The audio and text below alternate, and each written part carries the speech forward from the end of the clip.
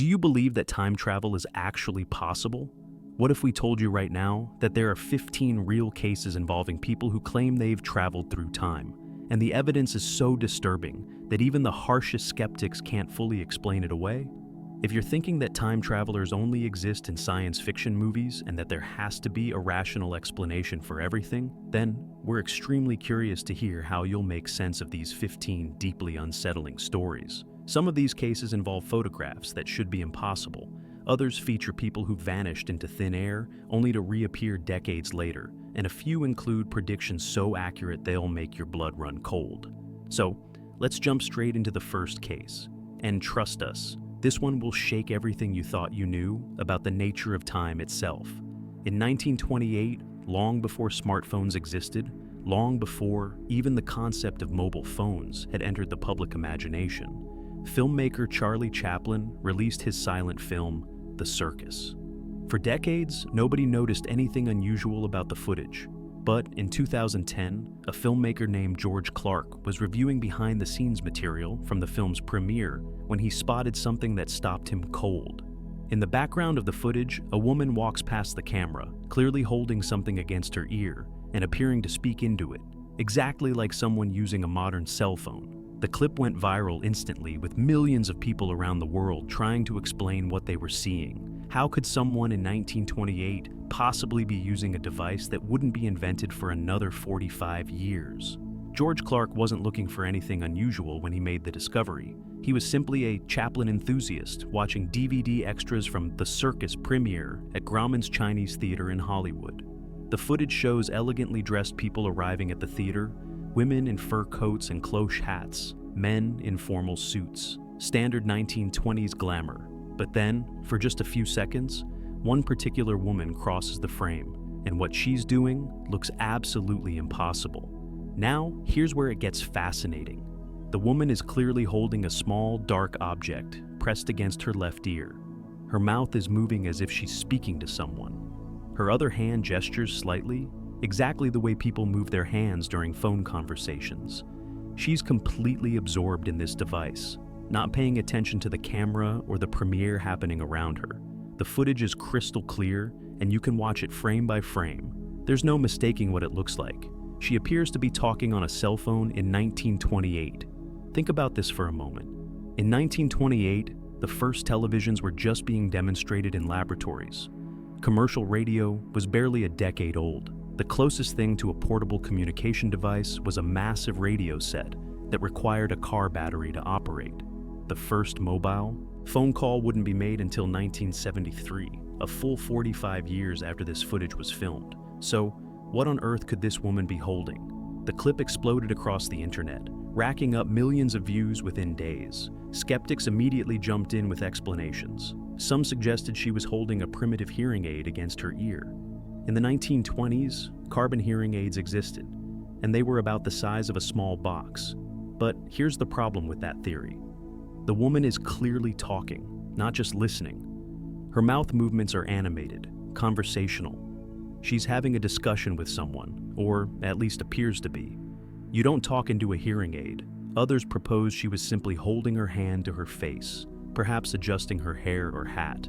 But when you watch the footage carefully, you can clearly see she's holding an object. It's dark, it's rectangular, and it remains pressed to her ear for the entire time she's in frame. Her posture, her movements, everything about the way she's using this device screams phone conversation. Pretty creepy when you really analyze it. Some suggested it could be a portable radio or a music device. But again, in 1928, the technology simply didn't exist in that form.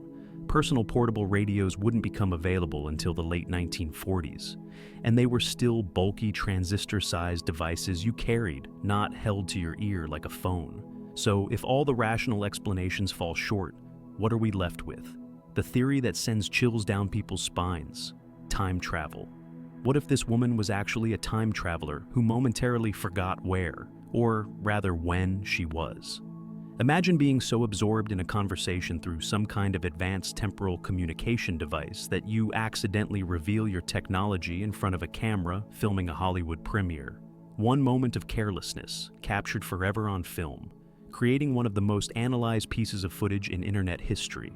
To this day, absolutely no one has provided a definitive explanation that accounts for every detail visible in this footage. The woman appears, uses her mysterious device, and walks out of frame, never to be identified. Researchers have tried to find out who she was, but in a crowd of hundreds attending a Hollywood premiere in 1928, identifying one person is virtually impossible. So, what do you think? Was this simply an innocent gesture that happens to look exactly like someone using a cell phone? Could there be some 1920s device we've forgotten about that perfectly mimics modern phone use? Or did George Clark accidentally discover footage of an actual time traveler who got careless for just a few seconds in 1928? An absolutely fascinating mystery that continues to baffle people decades after its discovery. And this is just the beginning. The cases ahead will make this one look tame in comparison. What would you do if you checked into a hotel room, left for just a few hours, and when you returned, the hotel staff insisted your room never existed at all? That's exactly what happened to two English women during the Paris exhibition of 1889. The case became known as one of the most documented examples of what researchers call a time slip. And the details are so precise and disturbing that they've been investigated by historians for over a century. The women had checked into the Hôtel du Louvre, one of Paris's most prestigious establishments, and their experience that night would become one of the most analyzed mysteries in French history, raising questions about whether certain locations can exist in multiple time periods simultaneously. The two women were a mother and daughter traveling from England to attend the Great Paris exhibition. The mother had been feeling unwell during their journey, so upon arriving at the Hôtel du Louvre, they immediately requested two adjoining rooms. The hotel was packed with visitors from around the world, all there for the exhibition. But the staff managed to accommodate them with rooms on the 5th floor. The daughter helped her mother settle into her room, which had distinctive features: heavy crimson curtains, ornate wallpaper with a pattern of golden lilies, and antique furniture that looked like it belonged to the reign of Louis XV. The daughter's room was right next door, connected by an internal door. After making sure her mother was comfortable and resting, the daughter went out to fetch a doctor, as her mother's condition seemed to be worsening. She took careful note of the room number and the floor before leaving. The streets of Paris were bustling with exhibition crowds, and finding a doctor took several hours. But eventually, she returned to the hotel with a physician in tow, ready to tend to her mother. Now, here's where it gets absolutely insane. When the daughter approached the front desk and asked for the key to her mother's room, the hotel clerk stared at her with complete confusion. He insisted that no one by her mother's name had checked into the hotel.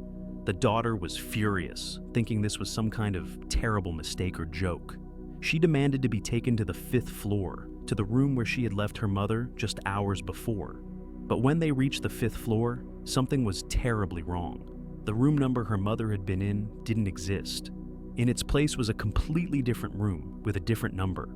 The daughter insisted they open it anyway. Inside, the room looked nothing like what she remembered.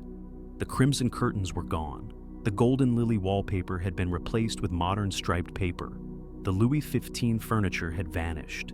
It was a completely different room, and it looked like it had been that way for years. Think about this for a moment. The daughter frantically searched the entire floor, then the entire hotel. She questioned every staff member she could find.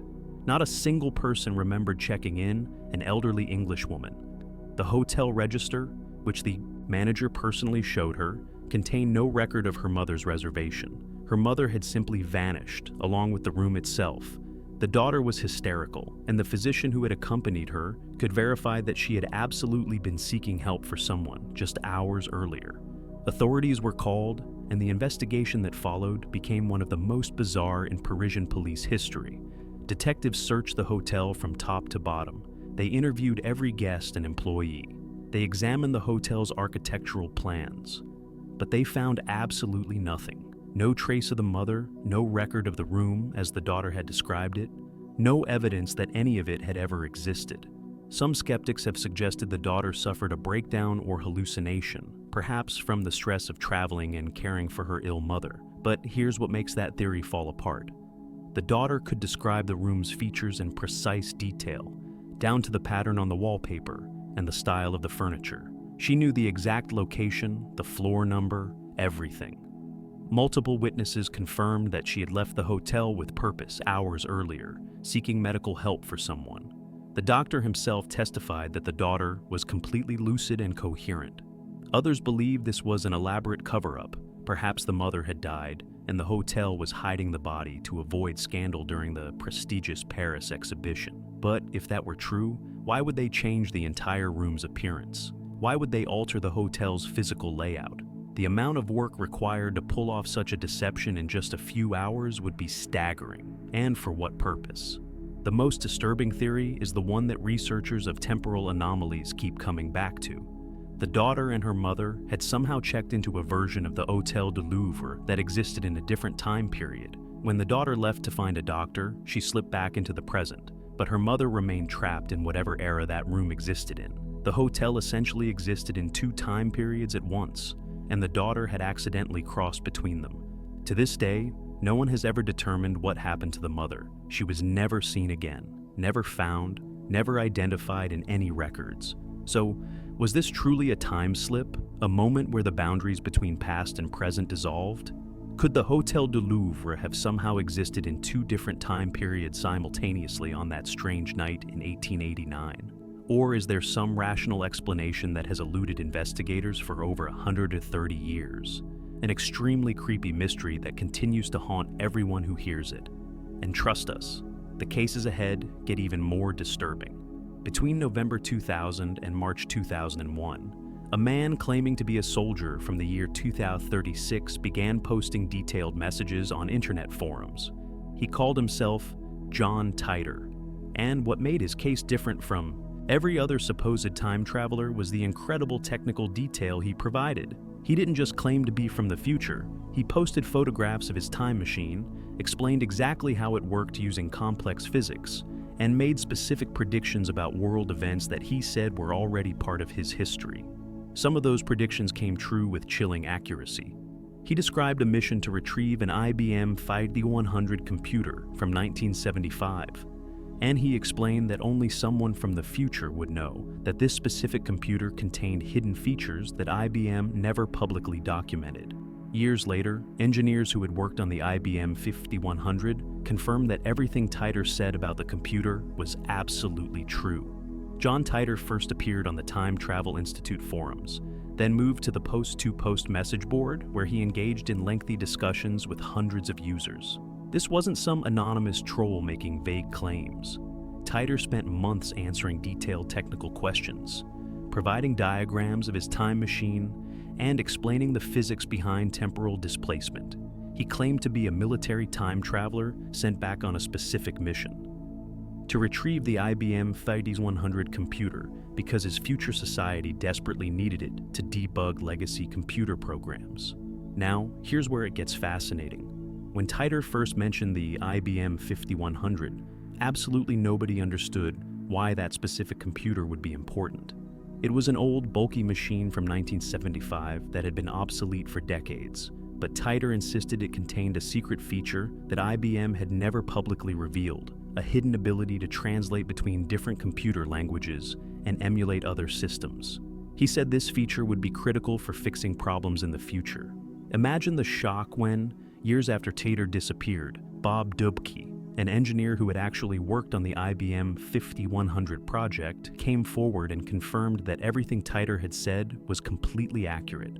The computer did have that hidden feature. IBM had deliberately kept it secret and never documented it publicly. How could someone in 2000 possibly know about an undocumented feature of a 25-year-old computer unless they truly were from the future? Pretty insane when you think about it. But the IBM 5100 was just the beginning. Titor posted photographs of his time machine, which he said was a C204 temporal displacement unit installed in a 1967 Chevrolet Corvette, and later a 1987 Chevrolet truck. The photos showed a complex device with spinning dual magnetic housing units and a control panel covered in LED displays. He explained that the machine worked by creating a localized gravitational field using micro-singularities, essentially tiny black holes that would bend space-time enough to allow temporal movement. The level of technical detail was absolutely staggering. Think about this for a moment. Titer described his time machine using concepts from real theoretical physics: Kerr-Black, holes, Tipler cylinders, and Einstein-Rosen bridges. He didn't just throw around random sci-fi terms. He engaged in serious physics discussions with actual scientists and engineers on the forums, and many of them admitted his explanations were internally consistent and based on legitimate physics theories. Then came his predictions about the future. Some of them are absolutely chilling because of how accurate they turned out to be. Titer warned that civil unrest would increase in America, that people would become increasingly divided politically, and that concerns about civil liberties and government surveillance would intensify. He predicted that mad cow disease would become a much bigger problem. All of these things happened. He also said that CERN, the European Particle Physics Laboratory, would announce the discovery of mini black holes and the basics of time travel by around 2034. Well, we're not there yet, but CERN has been conducting experiments that are getting closer to creating microscopic black holes. Of course, not all of his predictions came true. He said there would be a civil war in America beginning in 2004, with full-scale conflict by 2015. That didn't happen, at least not in the timeline we're experiencing. He also said World War III would break out in 2015. Again, not something we've seen. But here's where Titer's explanation gets extremely interesting. He insisted that time travel creates multiple world lines, essentially parallel universes. Every time you travel through time, you shift to a slightly different version of reality. So, the future he came from might not be the exact future we're heading toward. Skeptics have spent years trying to unmask John Titer. Some believe he was Larry Haber, an entertainment lawyer from Florida, or possibly Haber's brother, a computer scientist. Others think it was an elaborate role-playing game or a viral marketing campaign. But here's what they can't explain. How did Titer know about the IBM 5100's secret features? How did he provide such technically accurate descriptions of theoretical time travel physics? Why did he spend months consistently answering questions without ever breaking character or contradicting himself? In March 2001, John Titer posted his final message, saying he was returning to his own time. He provided specific dates and coordinates for his departure. Then he vanished from the internet completely. Despite extensive investigations, no one has ever definitively proven who John Titer really was. No trace of his real identity has ever been found. So, was John Titer actually a soldier from the year 2036 who traveled back to retrieve an old computer and warn us about our future? Could his knowledge of the IBM 5100 be evidence that he truly came from a future where that information was historically documented? Or was this the most elaborate and technically brilliant hoax in internet history? And if it was a hoax, why has absolutely no one been able to definitively prove who was behind it after more than 20 years? An absolutely fascinating mystery that continues to baffle researchers to this day. Before we continue, here's a quick question for you. If you could travel to any year for just one day, which year would you choose? Go ahead and drop the year down in the comments. We can't wait to see your answers. If you're enjoying the video, make sure to subscribe and give us a thumbs up. Thank you so much. In 1941, at the reopening of the South Fork Bridge in British Columbia, Canada, a local photographer captured what should have been an ordinary crowd photo. The image sat in archives for decades before being rediscovered and posted online. That's when people noticed him. One man in the crowd who looks completely out of place. While everyone around him wears formal 1940s attire, this individual is dressed in what appears to be a modern printed t-shirt, wraparound sunglasses that wouldn't be invented for another 20 years. And he's holding what looks like a small portable camera, far too advanced for the era. The image has been analyzed by photography experts who confirm it hasn't been altered or digitally manipulated. So how did someone dressed in modern clothing end up in a photograph from 1941? The South Fork Bridge reopening was a significant event for the small community of Gold Bridge, British Columbia. After the original bridge was destroyed, the new bridge's completion was cause for celebration. Townspeople dressed in their finest clothes, men in suits and fedoras, women in dresses and carefully styled hair. Everyone wanted to look their best for the official photograph that would commemorate the occasion. The local museum preserved this image for decades as a piece of community history, never suspecting it contained something absolutely impossible. when the Berlin Pioneer Museum digitized their archives and posted historical photographs online in 2010, one image immediately caught the internet's attention. People started zooming in, analyzing every detail, and what they found sent chills through the online community. Standing in the crowd, looking directly at the camera with a slight smirk, was a man who appeared to have stepped straight out of the 21st century. Now, here's where it gets absolutely fascinating. Let's break down exactly what makes this man so out of place. First, his sunglasses. Everyone around him is squinting in the bright sunlight, but he's wearing wraparound sunglasses with a modern, sporty design. In 1941, sunglasses existed, but they were small, round, wire-framed things. The wraparound style he's wearing wouldn't be developed until the 1960s at the earliest. Some experts say his glasses look almost identical to styles that became popular in the 1990s. Then there's his shirt. While every other man in the photograph wears a button-down shirt, suit jacket, or formal attire, this guy is wearing what appears to be a printed t-shirt with a large letter or logo on the front. Printed graphic, t-shirts weren't commercially available until the 1950s, and they definitely weren't something you'd wear to a formal community event. His shirt looks like something you'd pick up at a modern retail store, possibly with a sports team logo or college letter. But wait, it gets even stranger. The man is holding what looks like a small, portable camera up near his chest. In 1941, cameras were large, bulky devices that required careful handling. The Kodak Brownie, the most common camera of that era, was a box-shaped device you held at waist level. Compact portable cameras didn't exist yet. What this man is holding looks far more like a digital camera from the early 2000s, small enough to hold comfortably in one hand. Think about this for a moment. His hair is also suspiciously modern, swept forward in a casual style that wouldn't become popular until decades later. Everything about him screams 21st century, from his relaxed posture to his casual clothing, to the way he's standing confidently in the crowd as if he knows he doesn't belong, but doesn't particularly care. Photography experts have examined this image extensively. They've analyzed the grain structure, the lighting, the shadows, everything. Their conclusion? The photograph is completely authentic. It hasn't been digitally altered or manipulated in any way. This man was genuinely standing in that crowd in 1941, and whoever he was definitely wearing clothes and holding equipment that shouldn't have existed for many decades. Skeptics have tried desperately to explain away every detail. Some say the sunglasses could be early glacier glasses or welding goggles. But look at the image closely. They're far too modern in design. Others suggest his shirt might be a sweater with a large letter, something that could have existed in 1941.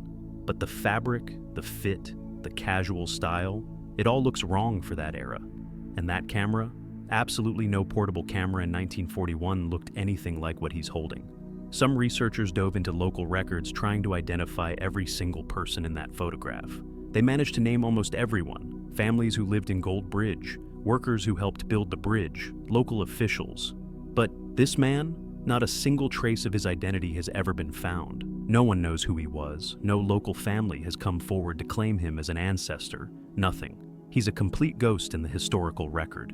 The time traveler theory is the one that keeps coming back. What if this man accidentally wandered into the frame during a trip to 1941? Maybe he was trying to observe the bridge opening from a distance and got too close. Or perhaps he simply didn't realize his modern appearance would stand out so dramatically in a formal photograph. One moment of carelessness, and he's permanently documented in the past. To this day, absolutely no one has provided a satisfactory explanation for the time-traveling hipster.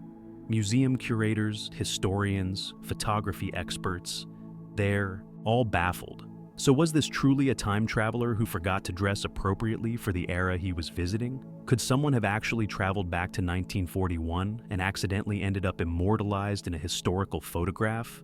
Or is there some perfectly rational explanation that has eluded researchers for over a decade?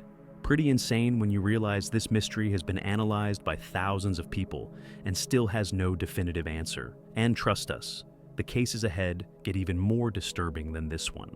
In 2003, the FBI arrested a man named Andrew Carlson on insider trading charges after he turned an initial investment of just $800 into over $350 million in just 2 weeks.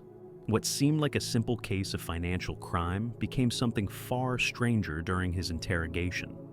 Carlson allegedly told investigators that he was a time traveler from the year 2256, and that he had traveled back to 2003 with knowledge of which stocks would succeed. He offered to reveal the location of Osama bin Laden and the cure for AIDS in exchange for his release. Before his court date, Carlson posted bail and then vanished completely. No records of his existence before 2002 have ever been found, and despite an extensive manhunt, he was never seen again. Think about how impossible Carlson's trading record actually was. In just 2 weeks, he executed 126 high-risk stock trades. Every single one of them was profitable. Not one loss, not even a single trade that broke even. 100% success rate. Any financial expert will tell you that's statistically impossible. Even the best traders in the world have losing days. Even insider traders with illegal information occasionally make mistakes. But Carlson, perfect accuracy across 126 trades. The Securities and Exchange Commission noticed immediately. Their algorithms flagged his trading pattern as suspicious within days. When you turn $800 into $350 million in 2 weeks, you're going to attract attention. Federal investigators started digging into Carlson's background, expecting to find evidence of illegal information networks, corporate spies, hacked databases, anything that could explain his uncanny accuracy. What they found instead was absolutely nothing. Now, here's where it gets insane. According to reports from the interrogation, when FBI agents questioned Carlson about how he knew which stocks to buy, he calmly explained that he was from the year 2256. He said he had traveled back in time specifically to profit from his knowledge of stock market history. He claimed that in his era, the early 21st century stock market fluctuations were well-documented historical events that every schoolchild learned about. For him, trading in 2003 was like reading yesterday's newspaper and placing bets on yesterday's games. But Carlson made a critical error. He got greedy. He said that in order to avoid detection, time travelers from his era are supposed to make occasional small losses to appear normal. But he couldn't resist the temptation to maximize his profits. His perfect trading record is what gave him away. Imagine knowing the future so completely that your only mistake was being too successful. The interrogation took an even stranger turn when Carlson started making offers. He told agents he would reveal the exact location where Osama bin Laden was hiding. Remember, this was 2003, and bin Laden was the most wanted man in the world. Carlson claimed to know precisely where he was because in his timeline, it was already historical fact. He also offered to provide the cure for AIDS, saying he could describe the medical breakthrough that would eliminate the disease. His only condition? They had to let him go and allow him to return to his own time. Federal investigators were baffled. On one hand, Carlson's trading record was genuinely impossible to explain through conventional means. On the other hand, his claims about being a time traveler seemed absolutely ridiculous. They ran extensive background checks. And here's what made everyone's blood run cold. Andrew Carlson didn't exist before 2002. No birth certificate, no social security records from childhood, no school records, no previous addresses, absolutely nothing. It was as if he had materialized out of thin air in 2002 and immediately started preparing for his trading operation. His fingerprints weren't in any database. His DNA didn't match anyone in the system. Facial recognition came up empty. For a man who supposedly grew up in America, he had zero documentary evidence of his existence before the age of approximately 40. Pretty creepy when you think about it. Despite the mysterious nature of his case, authorities set his bail at $1 million. Then something extraordinary happened.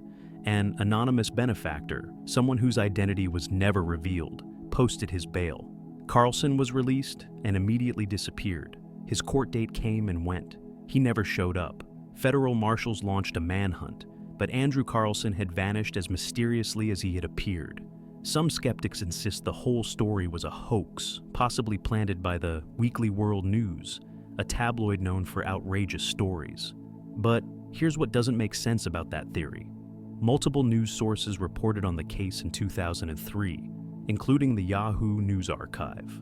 Financial investigators really did flag an impossible trading pattern. Someone really did turn $800 into a fortune in 2 weeks. Whether his name was truly Andrew Carlson, or whether the time traveler confession actually happened exactly as reported, something genuinely strange occurred in the stock market in early 2003. Others believe Carlson was using incredibly sophisticated artificial intelligence, or a quantum computing system, to predict market movements. But even that doesn't explain his complete lack of background records or his subsequent disappearance. And it definitely doesn't explain how he could have achieved a perfect 126 for 126 trading record. To this day, no one knows what happened to Andrew Carlson. Did he return to his own time in 2256? Is he still living somewhere in our present, perhaps under a different identity, careful not to make the same mistake twice? Or was this entire case an elaborate deception, and if so, who benefited from it? And here's the truly unsettling question. If Carlson really was from the future, how many other time travelers might be among us right now, learning from his mistakes and making sure to lose just enough to blend in? An absolutely fascinating mystery that continues to baffle financial experts and investigators alike. On October 28, 1943, the U.S. Navy allegedly conducted a top-secret experiment at the Philadelphia Naval Shipyard. The goal was to make the USS Eldridge invisible to enemy radar, but what happened instead became one of the most famous and disturbing military mysteries of all time. According to witnesses, the ship didn't just become invisible, it completely vanished from Philadelphia and instantly appeared 200 miles away in Norfolk, Virginia, before returning to Philadelphia. But the truly horrifying part of the story involves what happened to the crew. Sailors reportedly materialized inside the metal walls of the ship. Others went completely insane, and some claimed they had been thrown forward in time. Several crew members supposedly appeared decades later, having not aged a single day, insisting they had been trapped in a time loop since 1943. The experiment was supposedly based on Einstein's unified field theory, which explores the relationship between electromagnetic radiation and gravity. The Navy's idea was simple in concept, but incredibly dangerous in execution.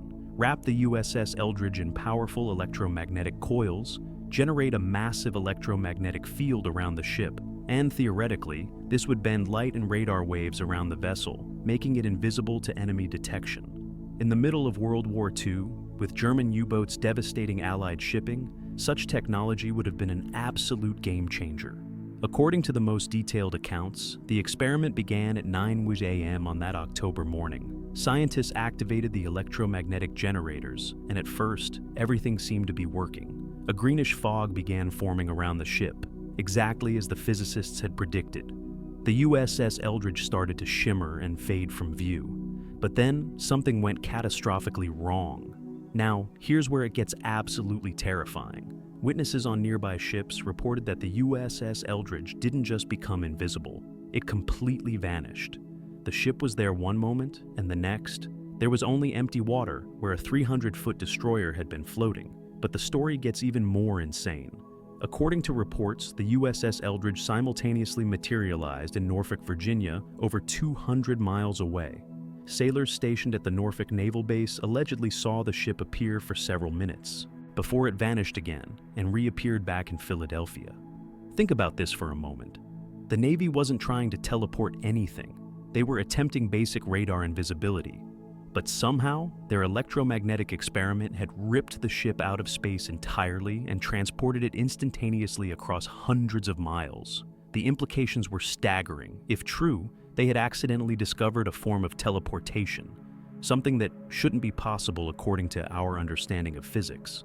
But the teleportation was nothing compared to what happened to the crew. When the ship reappeared in Philadelphia and scientists rushed aboard to assess the situation, they found a scene straight out of a nightmare. Some sailors had been molecularly fused with the metal structure of the ship itself. Their bodies were partially embedded in steel walls, floors, and railings.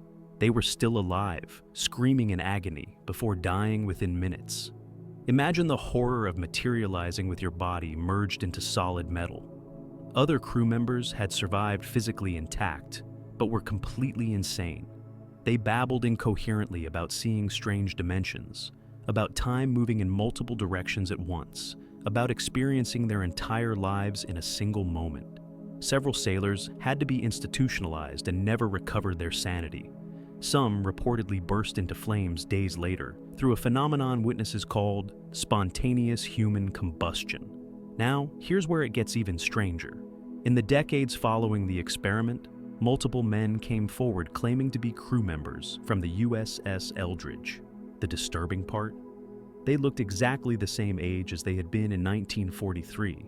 One man appeared in the 1980s, claiming he had been trapped in some kind of time loop and had only recently escaped. He had identification documents from 1943, knew intimate details about the ship and the experiment, but hadn't aged a day in 40 years. Pretty creepy when you consider the implications. The primary source for this story came from a man named Carl Meredith Allen, who went by the name Carlos Miguel Allende. In the 1950s, he sent letters to astronomer Morris K. Jessup, describing the Philadelphia experiment in vivid detail.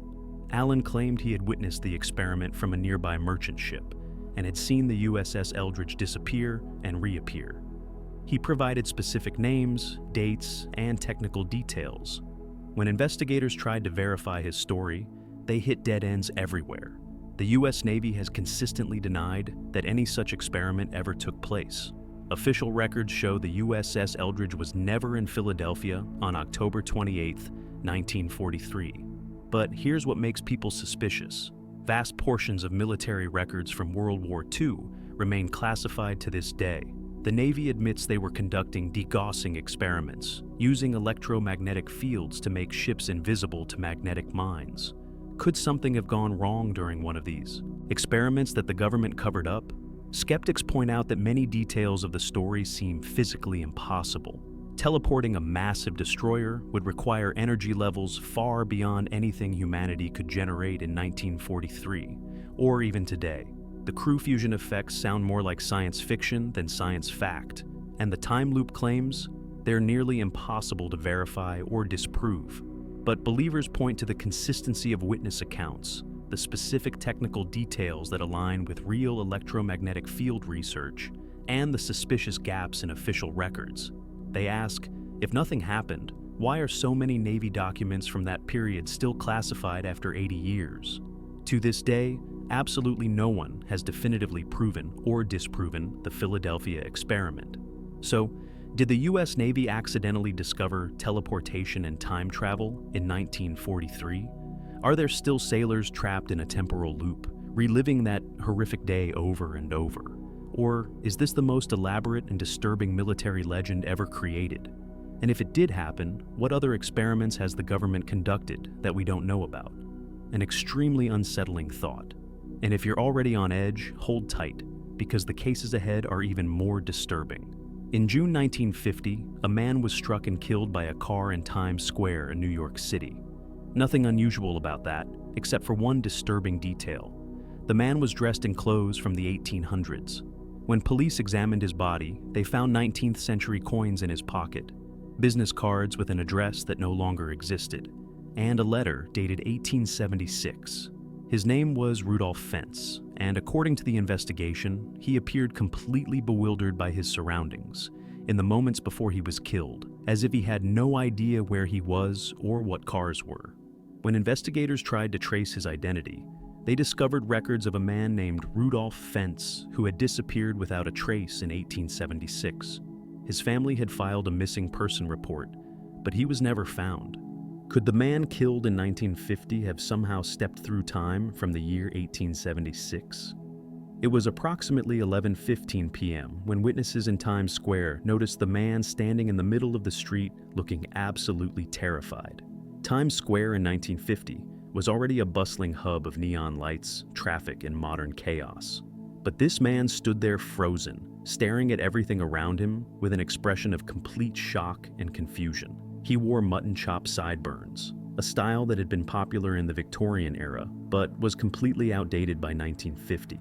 His clothing was even more striking, a black frock coat, buttoned boots, and a top hat. He looked like he had stepped directly out of a 19th century photograph. Witnesses said he appeared panicked, turning in circles, his eyes wide with terror. One person reported hearing him muttering, "What is this place? over and over. He stared at the automobiles racing past him as if he had never seen a car before in his life. Then, before anyone could reach him, he stumbled backward directly into the path of an oncoming vehicle. The impact killed him instantly. Now, here's where it gets absolutely fascinating. When police arrived and examined the body, they found items in his pockets that made absolutely no sense for 1950. He was carrying a copper token for a beer worth 5 cents, the kind that saloons used in the 1870s. He had several bills for the care of a horse and the washing of a carriage, not the kind of thing anyone in 1950 would be carrying around. His money consisted of old banknotes that hadn't been in circulation for over 70 years. But the most chilling discovery was his identification. His business cards listed his name as Rudolph Fentz and gave an address on Fifth Avenue that, when police checked, didn't exist. The building had been torn down decades earlier. He was also carrying a letter, postmarked June 1876, addressed to him at that same Fifth Avenue address. The letter appeared genuine, written in period-correct handwriting on old paper that was beginning to yellow with age. Think about this for a moment. Everything about this man suggested he had literally just come from the year 1876. His clothing wasn't vintage or costume, it was genuinely old, made from fabrics and with tailoring techniques from that era. His possessions weren't replicas or antiques someone had collected, they were everyday items that a person in 1876 would normally carry.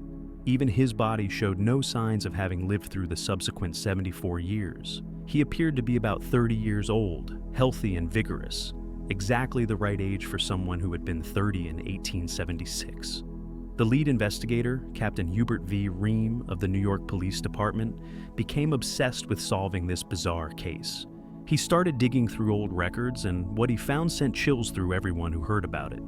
In the missing persons files from 1876, he discovered a report filed by a Mrs. Rudolph Fentz. She had reported her husband missing after he went out for an evening walk and never returned home. The address matched the one on the business cards found in the dead man's pocket. Captain Ream tracked down the Fentz family line and eventually located Rudolph Fentz's grandson, who was by this point an elderly man living in Florida. The grandson confirmed that his grandfather had disappeared mysteriously in 1876 and was never found. When shown photographs of the clothing and possessions taken from the body, he identified them as matching descriptions that had been passed down through family stories. Pretty insane when you consider what this implies. Skeptics have pointed out that the story was first published in a 1951 science fiction magazine, which cast doubt on its authenticity. Some researchers believe the entire case was a fictional story that somehow got reported as fact over the years. But here's what doesn't add up about that theory. Multiple sources from the early 1950s referenced the case independently. Several retired NYPD officers in later interviews mentioned hearing about the strange case of the man in Victorian clothing, though official records have never been found. Others suggest it could have been an elaborate suicide staged to look mysterious, or perhaps someone involved in historical reenactment who had a mental breakdown. But those theories don't explain the genuinely old items he carried, items that couldn't easily be faked or acquired in 1950. They also don't explain why someone would go to such elaborate lengths only to throw themselves in front of a car. The time travel theory is the one that fits all the evidence perfectly, as impossible as it sounds. What if Rudolph Fentz stepped out for an evening walk in 1876, somehow walked through a temporal rift or portal, and emerged 74 years later in the exact same location? What would now be Times Square was a much quieter area in 1876.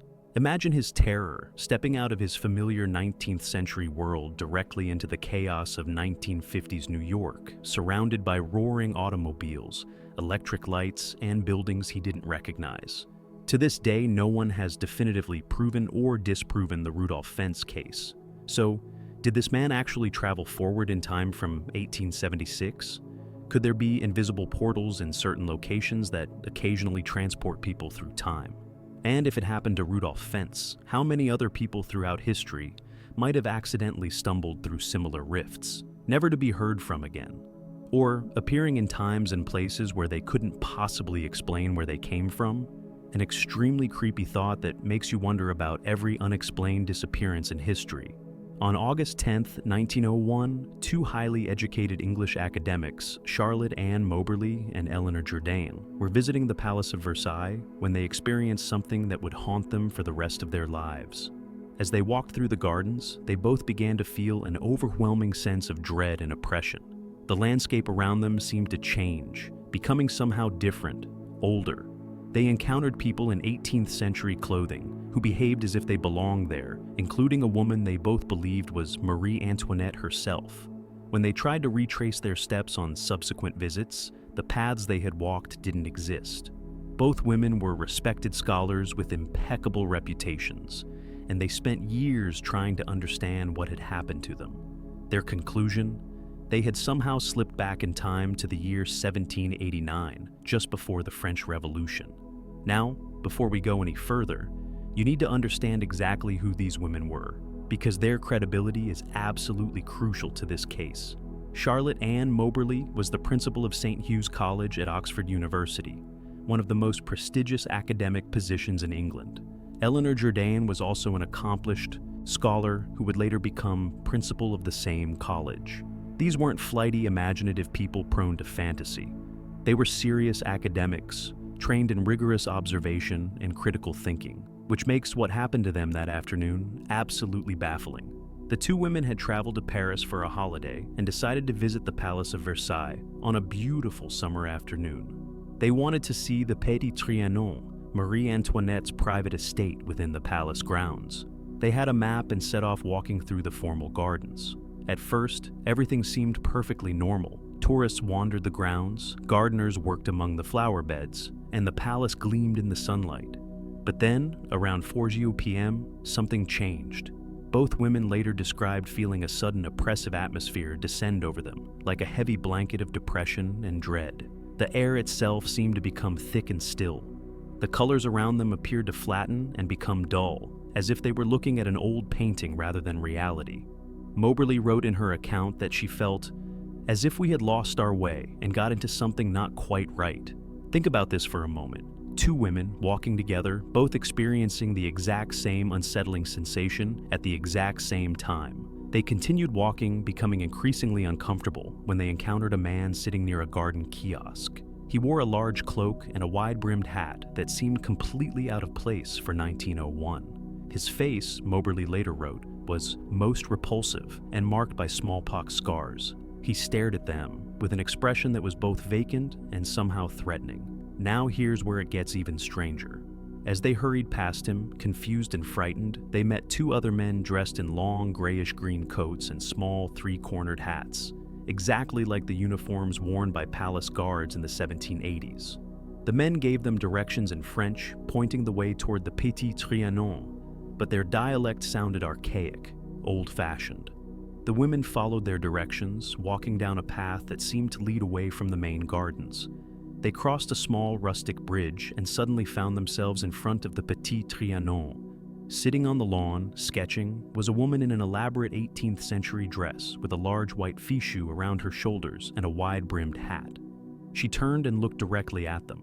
Both Moberly and Jourdain later agreed on one chilling detail. The woman's face had an expression of complete sadness and despair. Jourdain was absolutely convinced this woman was Marie Antoinette herself, just before her world came crashing down in the French Revolution. At that moment, a young man suddenly appeared running toward them, calling out urgently. He wore buckled shoes and a cloak, more 1780s clothing. He directed them toward the palace entrance. As soon as they stepped through the doorway, the oppressive feeling vanished instantly. They found themselves among modern tourists in regular 1901 clothing. The entire experience had lasted perhaps 30 minutes, but it felt like they had been in another world. Pretty insane, right? But here's what makes this case so compelling. When the two women compared notes days later, they realized they had both experienced identical details without having discussed them during the visit. They both remembered the same people, the same clothing, the same oppressive atmosphere. They decided to return to Versailles to retrace their steps, armed with historical maps and documents about the palace. What they discovered sent chills through them. Many of the people they had seen matched historical descriptions of actual individuals who had worked at Versailles in 1789. The man with the repulsive face He matched descriptions of the Comte de Vaudreuil, a courtier known for his pockmarked face, the men in gray-green coats. The palace Swiss guards had worn exactly those uniforms. Most disturbing of all, when they tried to retrace their exact path, the bridge they had crossed didn't exist. It had been demolished in the early 1800s. The paths they had walked on couldn't be found on any modern map, but when they consulted 18th century plans of the gardens, those paths were right there. Skeptics have tried for over a century to explain this case away. Some suggested the women encountered actors rehearsing for a historical pageant. But no such pageant was scheduled that day, and why would actors be scattered randomly through the gardens in full costume? Others proposed they had a shared hallucination, perhaps triggered by heat exhaustion. But both women were in excellent health, and shared hallucinations involving identical historical details are extremely rare. The theory that the women invented the story for attention doesn't hold up either. They published their account anonymously in 1911, 10 years after the experience, using pseudonyms. They gained nothing from the story except ridicule from skeptical colleagues. In fact, their academic reputations were damaged by publishing it at all. To this day, the Moberly-Jourdain incident remains one of the most famous and thoroughly documented cases of what paranormal researchers call a time slip. So did these two rational, educated women genuinely experience a glimpse into the past? Could certain locations somehow preserve echoes of historical moments that occasionally become visible to people in the present? Or is there some explanation we simply haven't thought of yet? And if it happened at Versailles, could it happen at other locations with powerful historical resonance? An absolutely fascinating mystery that continues to intrigue researchers more than 120 years later. In July 2006, off-duty police officer Frank Hayward was walking down Bold Street in Liverpool when he experienced something that still defies explanation. As he walked, the modern street scene around him suddenly changed. The cars disappeared, the clothing stores transformed into businesses from the 1950s, and the people on the street were all dressed in mid-20th century attire. He walked into a bookshop called Cripps that he'd never seen before, and a young woman in 1950s clothing tried to assist him. He could see modern cars through the window, but inside the shop, everything was from decades earlier. Then, just as suddenly, he was back in 2006. The bookshop was gone, replaced by a modern store. What makes this case particularly compelling is that Hayward is a trained police observer, and he filed an official report about his experience. Additionally, other people have reported similar time slips on that exact stretch of Bold Street. Frank Hayward wasn't just any witness. As a police officer with years of experience, he'd been trained to observe details accurately, to remain calm under pressure, and to report events with precision. These are exactly the skills that make his testimony so credible and so unsettling. On that particular day in July, he had arranged to meet his wife at a bookstore on Bold Street, one of Liverpool's main shopping districts. It was an ordinary Saturday afternoon, sunny and crowded with shoppers. Nothing suggested that anything unusual was about to happen. Hayward left the central station and started walking up Bold Street toward the bookstore where his wife was waiting. The street was busy with typical weekend traffic, modern cars, buses, pedestrians in contemporary clothing, stores displaying current fashions and electronics. Just a normal day in a bustling city. Then, as he walked past a particular intersection, everything changed in an instant. Now, here's where it gets absolutely insane. The transformation wasn't gradual, it was sudden and complete. One moment he was in 2006, the next he was somewhere else entirely. The modern cars vanished, replaced by vehicles from the 1950s. A van from a delivery company he'd never heard of drove past him. The people around him were suddenly wearing clothes from decades earlier. Women in long skirts and headscarves, men in suits and fedoras. The storefronts changed too. Modern chain stores were gone, replaced by small independent shops with hand-painted signs advertising products and prices that seemed impossibly outdated. Hayward stopped walking, completely disoriented. Think about this for a moment. You're walking down a familiar street, and suddenly you're not in your own time anymore. Everything around you looks real, feels real, but you know something is terribly wrong. That's exactly what Hayward experienced. He stood there trying to process what was happening when he noticed a bookshop directly in front of him. The sign read Cripps, a name he didn't recognize. He'd walked this street countless times and had never seen this shop before. Confused and trying to find some anchor to reality, Hayward walked into the bookshop. Inside, the interior matched the exterior perfectly. Everything looked like it belonged in the 1950s, the wooden shelving, the way the books were displayed, even the cash register. A young woman approached him, dressed in clothing straight out of the mid-20th century. She smiled and asked if she could help him find something. Her accent, her manner of speaking, even her hairstyle, everything about her seemed authentic to that era. But here's the truly bizarre part. As Hayward stood inside the shop talking to this woman, he glanced toward the front window and saw modern 2006 cars driving past outside. He was simultaneously experiencing two different time periods at once. Inside the shop, it was the 1950s. Outside the window, it was 2006. His mind struggled to process this impossible contradiction. Pretty creepy when you imagine standing in that exact situation. Then, just as suddenly as it had begun, the experience ended. Hayward blinked, and he was back in 2006 completely. The old bookshop vanished. He was standing in front of a modern store. The people around him were in contemporary clothing. The cars were current models. Everything was back to normal. The entire experience had lasted perhaps 2 or 3 minutes, but it felt like he'd been trapped between two worlds. Hayward immediately went to find his wife and told her what had happened. As a police officer, he knew the importance of documenting unusual events, so he filed an official report about his experience.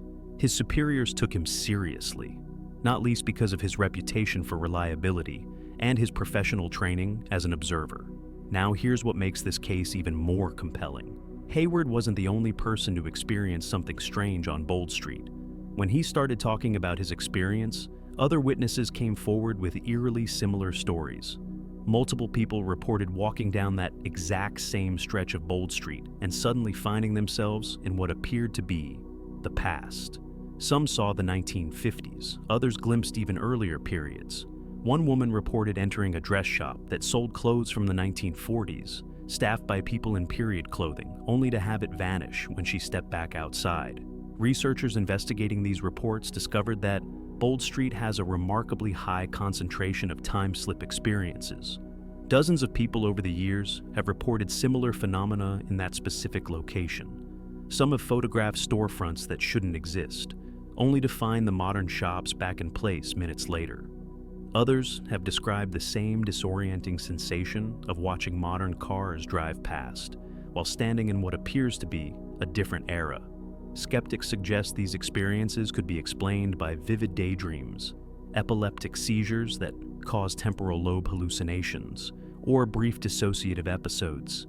But these theories don't account for the consistency of the reports or the specific details that multiple witnesses describe independently. They also don't explain why these experiences cluster so heavily around one particular street in Liverpool. Some researchers believe Bold Street might sit on some kind of temporal fault line, a place where the barriers between different time periods are unusually thin. Others suggest that locations with intense historical activity, places where millions of people have walked over centuries, might somehow record impressions of the past that occasionally become visible to people in the present. To this day, people continue to report unusual experiences on Bold Street. So, what's really happening on that ordinary-looking shopping street in Liverpool? Is there genuinely a temporal anomaly that allows glimpses into the past? Could certain locations actually preserve echoes of our different time periods that occasionally bleed through into our present? And if it's happening in Liverpool, could there be similar spots all over the world where time itself becomes unstable? An absolutely fascinating mystery that makes you wonder about every strange moment of déjà vu you've ever experienced. And if you think this case is mind-bending, just wait until you hear what's coming next. In 1935, Royal Air Force officer Victor Goddard was flying his biplane over Drem Airfield in Scotland. The airfield had been abandoned for years, and as Goddard flew over it, he could clearly see it was in a state of complete disrepair, with overgrown grass and dilapidated hangars. But then he flew into a strange storm, and when he emerged on the other side, everything had changed. The airfield below him was suddenly active and bustling with mechanics working on aircraft. Strangest of all, the planes were painted yellow, a color scheme the RAF didn't use in 1935, and he saw a type of aircraft he didn't recognize. 4 years later, in 1939, the RAF reopened Drem Airfield, began painting their training aircraft yellow, and introduced a new model of plane, exactly matching what Goddard had seen in his mysterious flight through the storm. Sir Victor Goddard wasn't some unreliable witness or amateur pilot prone to mistakes. He was a highly experienced RAF wing commander with an impeccable service record who would eventually rise to the rank of Air Marshal. In 1935, he was conducting a routine inspection flight from Edinburgh to his home base, and decided to fly over Drem Airfield, a former training base that had been decommissioned after World War I. The airfield was well known to RAF pilots as a landmark, sitting there abandoned and slowly returning to nature. As Goddard approached Drem, flying low enough to get a good look at the old facility, he could clearly see the state of decay. The hangars were falling apart, roofs had collapsed, and the grass on the former runways had grown wild and unkempt. No aircraft, no people, no activity whatsoever. Just an empty, forgotten relic of the previous war. He made mental notes of its condition and continued on his route. But then, without warning, Goddard flew directly into a violent storm. This wasn't just rough weather, it was a bizarre, intense tempest that seemed to appear out of nowhere. The storm was so severe that he lost control of his aircraft. His biplane was tossed around like a toy, instruments spinning wildly, the world outside his cockpit completely obscured by dark clouds and driving rain. For several terrifying moments, Goddard fought to keep his plane level, certain he was about to crash. Now, here's where it gets absolutely mind-blowing. When Goddard finally emerged from the storm, he found himself back over Drem Airfield. But something was completely different. The abandoned, dilapidated base he had seen just minutes earlier was gone. Below him was an active, fully operational airfield. The grass was neatly trimmed, the hangars were in perfect condition, and mechanics in blue overalls were working on aircraft lined up on the tarmac. Think about this for a moment. Goddard could see everything with perfect clarity. The storm had vanished as suddenly as it had appeared, and the weather was now bright and clear. He could make out individual people moving around on the ground. He could see the details on the aircraft, and those aircraft were what really shocked him. They were painted bright yellow, every single one of them. In 1935, RAF aircraft were painted in standard camouflage colors or silver. Yellow training aircraft didn't exist in the British military at that time. Even more disturbing, one of the aircraft types he saw was completely unfamiliar to him. As an experienced RAF officer, Goddard knew every type of plane in service.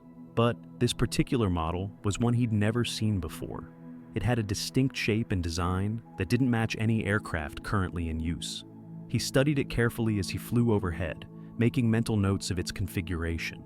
The scene below him looked busy and purposeful, a training base in full operation. Mechanics worked on engines, aircraft taxied on the runway. Everything appeared completely normal, except for the fact that this base was supposed to be abandoned. Goddard flew over the airfield for several minutes, completely bewildered by what he was seeing. Then, almost as if a switch had been flipped, the scene began to fade. The airfield returned to its abandoned state before his eyes. When Goddard landed and reported his experience, his fellow officers were skeptical. Some suggested he had been disoriented by the storm and had simply misidentified another active airfield. But Goddard knew the geography perfectly. He had definitely been over Drem, and there were no other airfields in that area that matched what he'd seen. He filed an official report about the incident, describing the yellow aircraft and the unfamiliar plane design in detail. Then he essentially forgot about it, filing it away as an inexplicable but ultimately meaningless anomaly. But here's what makes this case absolutely fascinating. In 1939, 4 years after Goddard's strange flight, the RAF made the decision to reopen Drem Airfield. They renovated the hangars, cleared the runways, and established it as a training base. And then they made two decisions that sent chills through everyone who remembered Goddard's report. First, they began painting all training aircraft bright yellow to make them more visible, and to distinguish them from operational combat planes. Second, they introduced a new aircraft model to the training program, the Miles Magister, a plane that had only just been developed. Its design matched exactly what Goddard had described seeing 4 years earlier. When Goddard heard about these developments, his blood ran cold. He had seen the future, Somehow, during that flight through the mysterious storm in 1935, he had witnessed Drem Airfield as it would exist in 1939. Every detail matched: the yellow planes, the new aircraft type, the fully operational base. Pretty insane when you consider the implications. Skeptics have tried to explain it away as coincidence or false memory. Maybe Goddard misremembered details of his flight after hearing about the base's reopening, they suggest. But Goddard's official report was filed in 1935, years before any of these changes occurred. The documentation exists. He described specific details that wouldn't come to pass until 4 years in the future. Others suggest he experienced a vivid hallucination caused by oxygen deprivation or the stress of flying through the storm. But hallucinations don't predict future events with perfect accuracy. They don't show you aircraft that haven't been designed yet, or paint schemes that haven't been adopted. To this day, the Victor Goddard case remains one of the most well-documented and credible examples of apparent precognition or time travel in aviation history. So, did Goddard genuinely see 4 years into the future during that flight? Could that mysterious storm have somehow created a temporal window, allowing him to glimpse what Drem Airfield would become? Or is there some explanation that accounts for how he knew about specific future developments that no one in 1935 could possibly have predicted? An extremely unsettling mystery that makes you wonder what other glimpses of the future might be hidden in seemingly ordinary moments. In November 1930, a fur trapper named Joe LaBelle arrived at a small Inuit village on the shores of Anjakuni Lake in northern Canada, a village he had visited many times before. But this time, something was terribly wrong. The village was completely empty. Fires were still smoldering in the fire pits, food was hanging to dry, and rifles, which the Inuit people would never abandon, were still inside the dwellings. But there wasn't a single person anywhere. All 30 inhabitants had vanished. Even the sled dogs were dead, having starved to death still tied to their posts. The Royal Canadian Mounted Police launched an extensive investigation, but never found a single trace of the missing villagers. Some researchers believe the entire village was somehow displaced in time, pulled forward or backward to another era, which would explain why they left everything behind and why no bodies or evidence of struggle was ever found. Joe LaBelle was an experienced fur trapper who had been working the northern Canadian wilderness for decades. He knew the territory intimately and had developed friendly relationships with several Inuit communities along his trap lines. The village at Anjakuni Lake was one of his regular stops, a place where he would trade goods, rest for a few days, and share news with people he considered friends. He had been there just 2 months earlier, and everything had been perfectly normal. The village was thriving, families were preparing for the harsh winter ahead, and children played among the kayaks on the shore. When LaBelle approached the village in late November, he immediately noticed the eerie silence. Usually, the sled dogs would start barking long before he arrived, alerting the villagers to his presence. Children would run out to greet him, but this time, there was nothing. Just an unsettling, unnatural quiet hanging over the entire settlement. As he got closer, a feeling of deep unease settled over him. Now, here's where it gets absolutely chilling. LaBelle walked into the village and found a scene that would haunt him for the rest of his life. Every single dwelling was empty, but not abandoned in any normal sense. Fires were still burning in the pits, though reduced to glowing embers. Inside the homes, meals were half prepared, as if people had simply stopped in the middle of cooking. Pots hung over dead fires with food still inside them. Think about this for a moment. You don't just walk away from a cooking pot with your dinner inside unless something extremely urgent demands your immediate attention. But what could be so urgent that an entire village of 30 people would leave simultaneously without taking anything with them? The rifles were the detail that truly terrified LaBelle. In the harsh Arctic environment, a rifle was your lifeline. You needed it to hunt for food and to defend against polar bears and wolves. No Inuit hunter would ever willingly leave their rifle behind. It would be like leaving without your lungs. Yet, here were these precious weapons, propped against walls, lying on sleeping platforms, completely abandoned. The sled dogs made the scene even more horrifying. LaBelle found them still tied to their posts, but they had died of starvation. These weren't recently dead animals either. They had been dead for some time. The Inuit people treasured their dogs, which were essential for transportation and survival. They would never abandon them to such a cruel fate. Whatever had caused the villagers to leave must have happened suddenly, without warning and without giving them time to untie their animals. Lebel searched frantically for any sign of the villagers. He checked the nearby shoreline, thinking perhaps they had all gone fishing or hunting, together. But all the kayaks and boats were still there, pulled up on the beach. He looked for tracks in the snow, hoping to find a trail showing where they had gone. Nothing, no footprints leading away from the village. It was as if 30 people had simply evaporated into thin air. Completely unnerved, Lebel hiked to the nearest telegraph office and reported what he had found. The Royal Canadian Mounted Police immediately dispatched a team to investigate. What they discovered supported everything Lebel had reported and added even more disturbing details. The graves in the village cemetery had been opened from the inside, the bodies removed. Pretty creepy when you imagine graves being emptied from within, as if the dead themselves had risen and walked away. The RCMP investigation was extensive and thorough. They searched for weeks, looking for any trace of the missing villagers. They interviewed other Inuit communities hundreds of miles away, checked for signs of violence, disease, or natural disaster. They found absolutely nothing. No bodies, no evidence of struggle, no indication of where 30 people could have gone in the middle of the Arctic winter. The time displacement theory is the one that actually accounts for all the evidence. What if the entire village was somehow pulled out of November 1930 and transported to another time? It would explain the suddenness of their departure, why they left everything behind, why no bodies were ever found. If they were literally removed from that moment in time, they wouldn't need to walk anywhere. They would simply be gone. To this day, the disappearance remains completely unexplained. So did an entire community slip through a crack in time? Could there be locations on Earth where temporal anomalies occasionally occur? And if it happened in 1930, could it happen again, anywhere, at any time? An absolutely terrifying thought. And if you're already feeling unsettled, just wait, because the cases ahead get even more disturbing. In 1921, a Swiss-Austrian teacher named Paul Amadeus Dienach fell into a year-long coma. When he woke up, he began frantically writing in a diary, filling hundreds of pages with detailed descriptions of the world he claimed to have seen. But he hadn't dreamed about the future. He insisted he had actually lived in it. Dienach claimed his consciousness had traveled to the year 3906, where he inhabited the body of someone living in that distant future.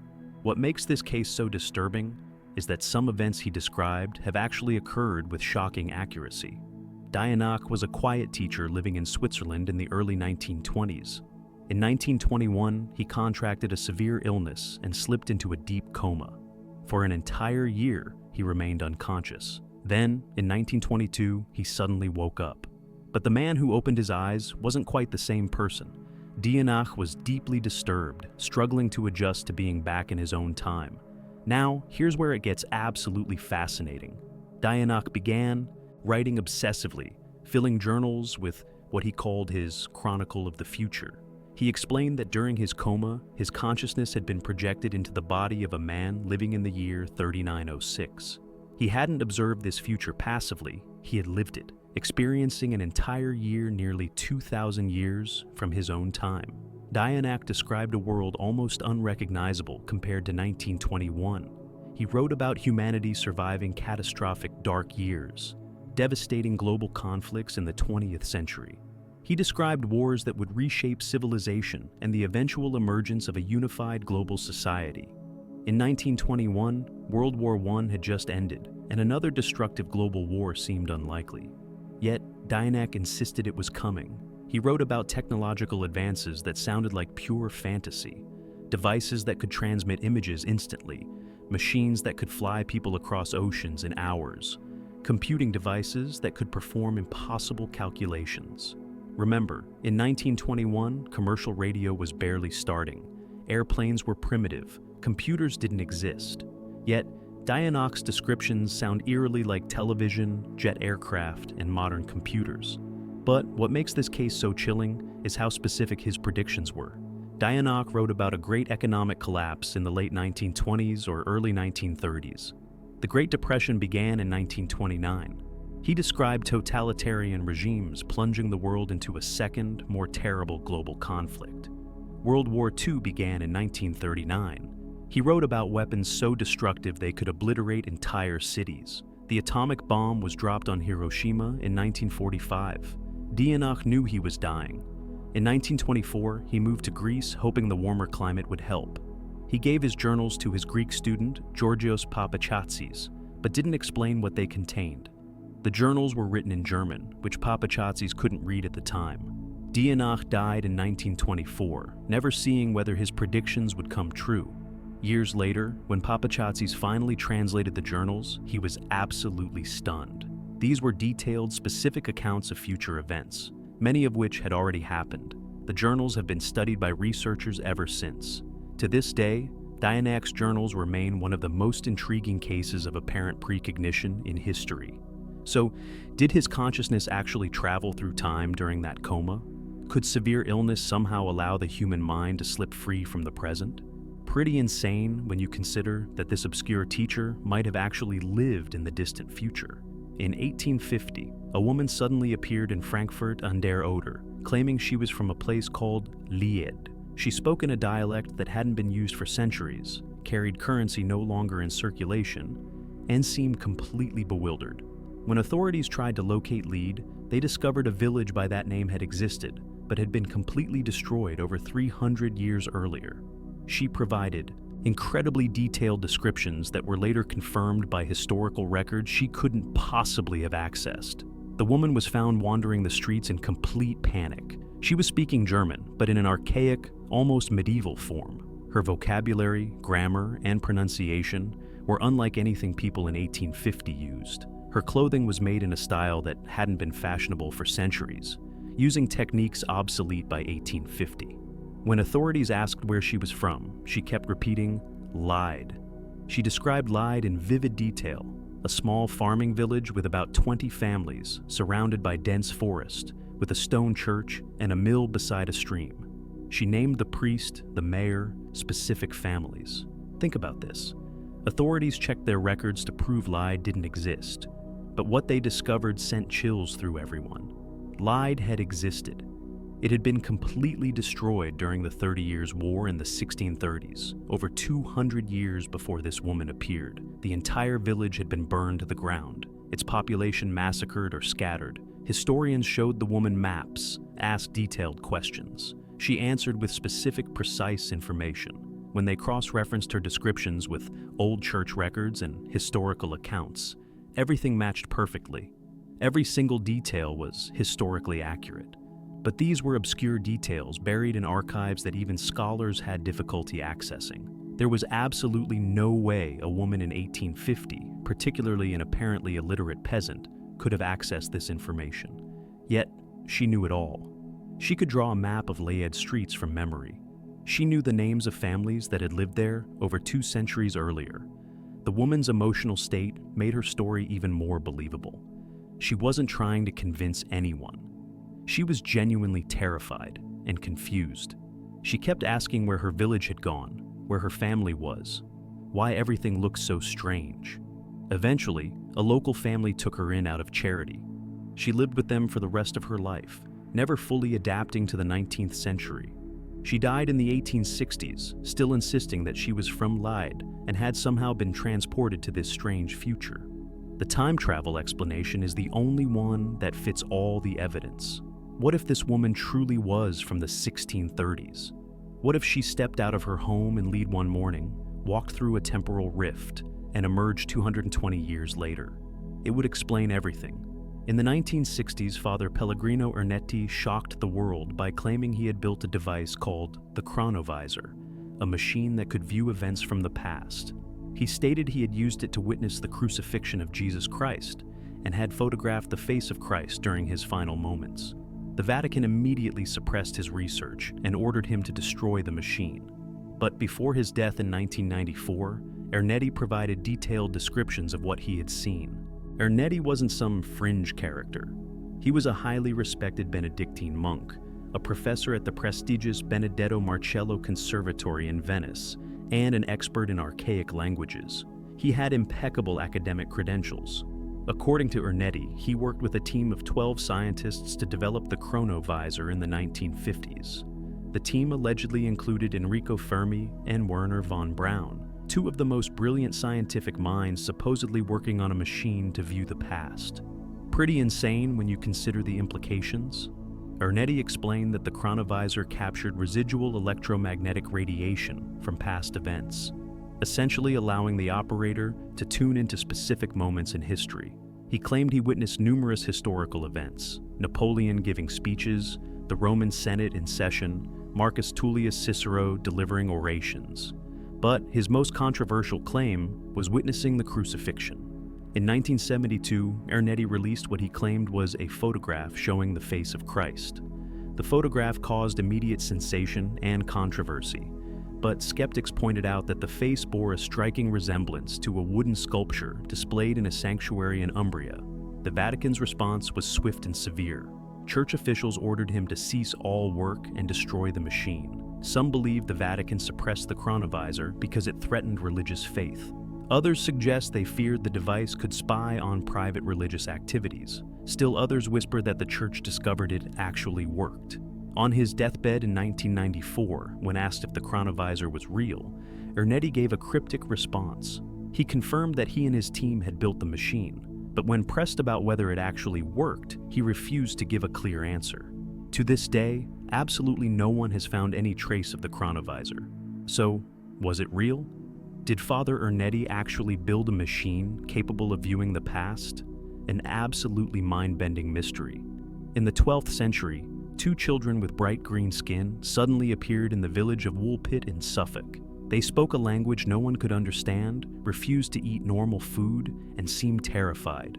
The villagers took them in, and gradually their skin returned to a normal color. When they could finally communicate, their story was absolutely impossible. They claimed they came from St. Martin's Land, where the sun never shone and everything existed in perpetual twilight. Two separate medieval chroniclers, Ralph of Coggeshall and William of Newburgh, documented the green children in detail. These were serious historians writing within living memory of the events. This wasn't legend, this was contemporary documentation of something that actually happened. The children were discovered by farmers during harvest time, around the year 1150. When they investigated strange crying sounds, they found two children huddled together, absolutely terrified. Their skin was completely green, not painted or stained, but naturally green. The villagers took them to Sir Richard de Calne, a local landowner. For days, the children refused to eat anything. They were literally starving themselves because nothing looked familiar. Then, someone brought in freshly harvested beans still on their stalks. The children immediately grabbed them and tried to open the stalks instead of the pods. Once they understood, they ate ravenously. For weeks, beans were the only food they would touch. As the children began eating regularly, their green skin color gradually started to fade. Over several months, their complexions slowly transformed to normal human skin tones. The boy eventually died, but the girl survived, adapted, and learned to speak English. Once she could communicate, the girl told an impossible yet consistent story. She said she and her brother came from St. Martin's Land, where there was no sun. Everything existed in perpetual twilight. She described it as a place where you could see a brighter land across a great river, but no one from her world could reach it. She explained that one day, they were tending their father's cattle when they heard a loud, beautiful sound, like bells ringing. Curious, they followed the sound into a cave. They walked through the darkness for what seemed like a long time.